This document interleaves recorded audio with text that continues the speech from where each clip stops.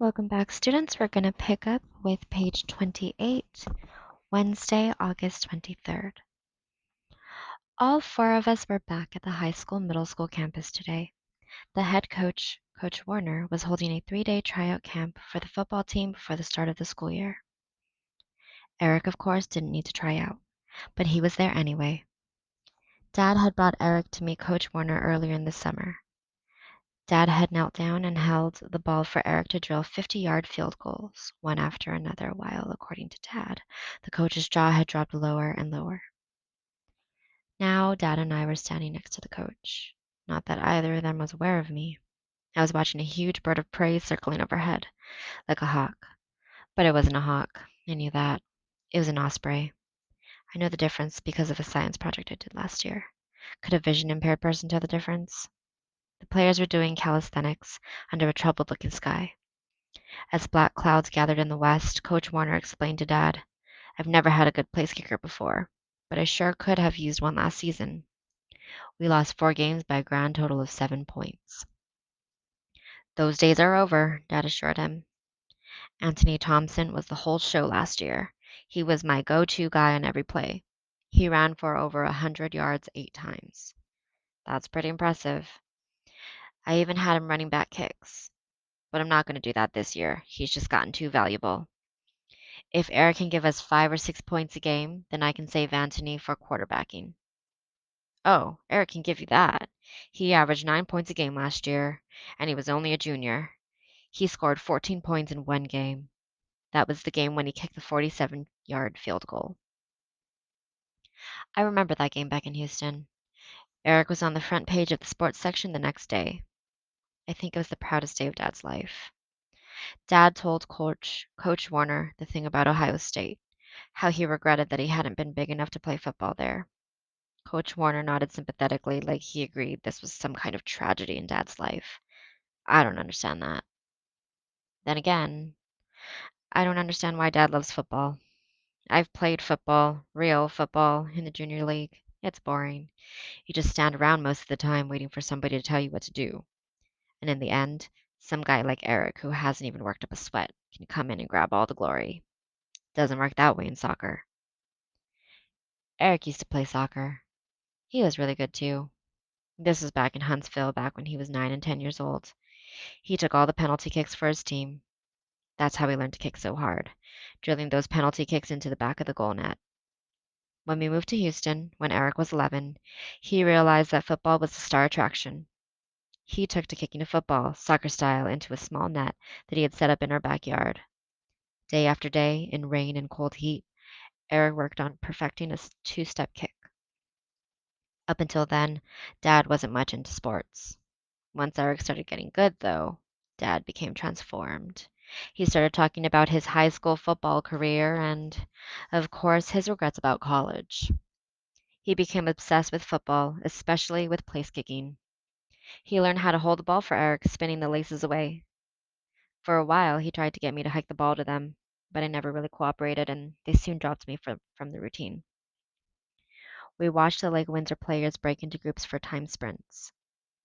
Mom came up and stood with us for a minute. I knew that she was really there to tell me to get in the car because a thunderstorm was coming. She says, "A storm's coming," to Coach Warner, but he just smiled and agreed with her. "Sure is." Mom pointed out some people to me. There was Mike Costello, and there were his father and his brother standing on the other sideline.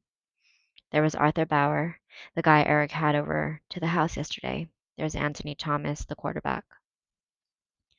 Mom quickly grew impatient to get me to the car. On the way to the parking lot, she said, "Those boys shouldn't be out there in the thunderstorm." "They have to play in all kinds of weather, Mom. Sometimes you get caught in a blizzard. Sometimes you get caught in the rain. It's part of football. It's part of soccer, too." "Why can't they practice in the morning when it doesn't rain? This is ridiculous. When you know that it's definitely going to rain at exactly the same time every day, you can't really call it getting caught in the rain, can you?" I had to agree. I guess you're right. It's like the afternoon tree watering time around here. But there aren't any trees anymore. We climbed into the car just as the first big drops of rain rapped against the roof. "Look at your father. What is he doing out there?" "I don't know. He's just gonna stand there and get soaked?" Looks like it. This isn't Texas. They have their own weather in Florida, and we all need to change our attitude about it. People shouldn't stand outside in this kind of rain. Just listen to that. The rain was beating down so loud now that it was hard to hear Mom's voice. I sat thinking for a minute and then hollered, I'll bet the people who used to live here, the people who grew the tangerines, were really happy with this weather. That's why they were here, right? To grow tangerines. Do you mean it's nice weather here if you're a duck? Yeah, or a tangerine. But now it's all upside down, you know? It's all messed up. The rain clouds show up every day, just like they're supposed to, but there aren't any tangerine trees. Just people. And the people have no use for the rain clouds. So the clouds go around looking for all the tangerine trees. They can't find them, they get mad, and they start thundering and lightning and dumping the rain on us. I had the feeling Mom knew what I was talking about, but all she would say is, Clouds don't get mad, Paul. We sat in the beating rain noise for a few minutes. Then it abruptly stopped, like some annoying little kid had stopped banging on a pan. The sun came out and the steaming heat rose up all around us. Great, Mom muttered. Now it's sauna time. You need to lighten up, Mom. Oh, is that right? You're the one getting attacked by disappointed rain clouds. Why don't you lighten up? Mom looked in the rearview mirror and added, Look, soccer players. I turned around and sure enough, behind the field of portables was a small group heading toward the middle school soccer field. That's Mike Costello's brother in front. His name's Joey. Go ahead, Paul. Catch up to them. Teach them a few things. Yeah, maybe I will. I hopped out and followed the group. There were four guys ahead of me kicking a ball around. I walked up and stood right in the goal. Joey Costello said something like, Hey, how's it going? And kicked one at me. Then the other three kids fanned out in a semicircle in front of the goal. I caught Joey's kick and rolled the ball out to the next guy so he could take a shot. I caught his kick, rolled it to the next guy, and so on. They weren't very good. Not one of them seemed to know how to kick. They didn't drive the ball with their insteps. They just stubbed it with their toes. I had no trouble stopping everything they kicked at me. I never did hear the names of the other guys, but when they got tired of playing, we walked back together toward the football field parking lot. Joey said, You coming out for the Lake Windsor team? Oh, yeah, I'll be there.